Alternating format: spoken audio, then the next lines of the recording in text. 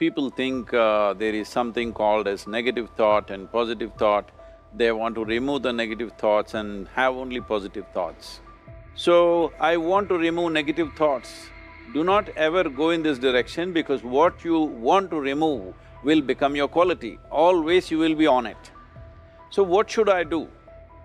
The thing is this, without understanding the fundamental mechanism of this mind, because our mind, human mind, is the most sophisticated computer on the planet. Even all the supercomputers have come out of this. When this is the case, is it not important that we understand the mechanics of how it functions? One simplistic aspect of how it functions is, there are no subtractions and divisions in our mind. There is only addition and multiplication. If you try to do something with it, it will say one more. If you try hard, it will multiply into many more. In this mind, you don't try to identify what is positive, what is negative and try to remove it.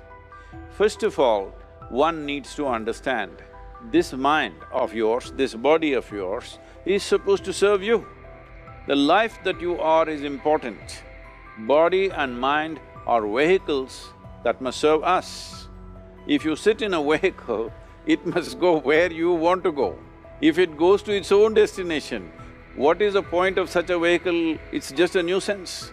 Right now, most human beings are unfortunately experiencing this fantastic possibility of human mind as a nuisance, as a troublesome thing. Well, this is the most beautiful thing you have. It's just that you need to pay little attention as to how it functions. One simple thing is this. First and foremost process is, that's why we put out this process called Isha Kriya.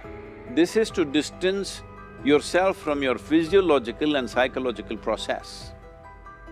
There is something called as you which exists. This is not a composite of all your thoughts and emotions and physiological process. Beyond that, there is you. If you close your eyes, even if you cannot see anything, you're still there. It is through the window of your eyes that you're looking out, but if you close your eyes, it doesn't mean that you don't exist. So beyond your thought, you still exist, beyond your emotion, you still exist. So that you, the life that you are, this has to come into your experience. Why is it that you're not allowing that to come into your experience, which is the most significant aspect of who you are?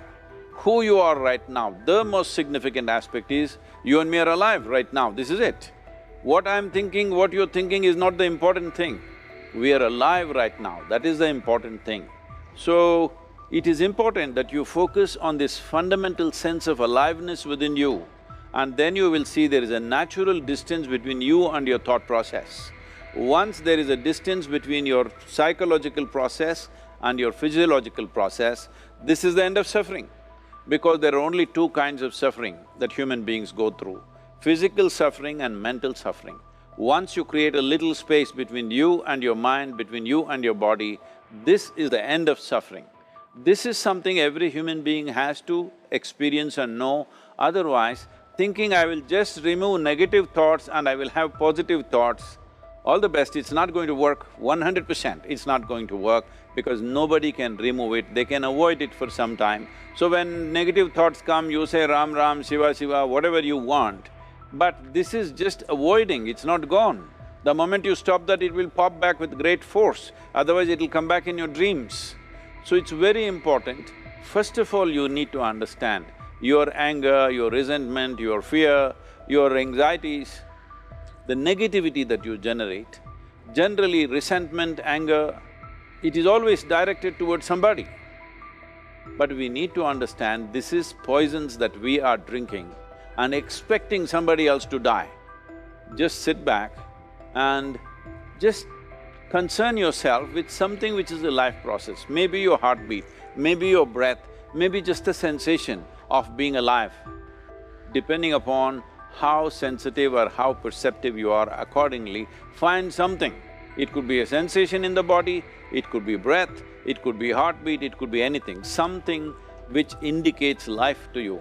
Just pay attention to that for some time. Slowly you will see there is a distinction between what is you and what you have gathered, which includes both your physiological and psychological possibility or mess, whatever you made out of it.